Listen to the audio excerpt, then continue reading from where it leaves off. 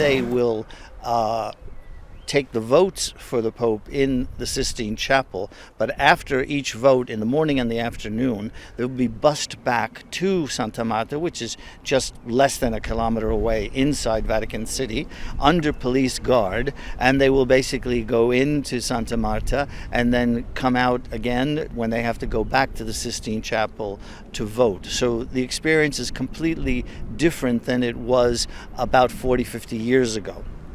In Santa Marta, which is where the cardinals will be residing, they will have more or less a normal life in the sense that they could walk around in their clergymen, which is basically just a jacket and pants and, if they want, a cassock. Then they will change into their red garb and then be taken by bus to the Sistine Chapel where they will vote.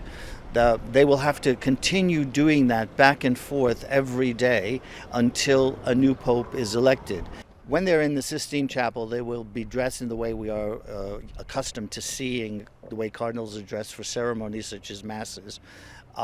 They will have a red cassock on, a white overgarment, which is known as a surplice, and they will wear their red zucchetto, which is the little cap which they wear, and that will be taking part during the. That's the way they will dress during the voting sessions.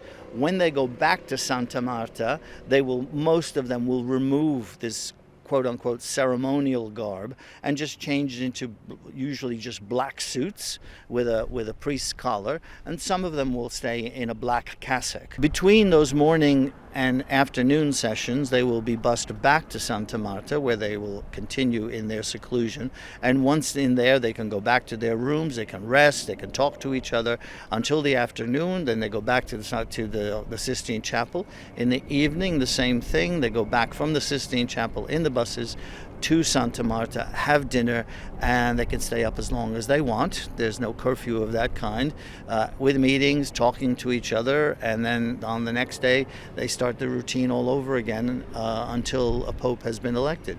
They could talk in the hallways of the meeting rooms, or take talk in groups, for example, national groups. The Americans can have a little meeting, the Latin Americans can have another meeting, the French could have their own meeting, and so they can decide on which way the conclave is going.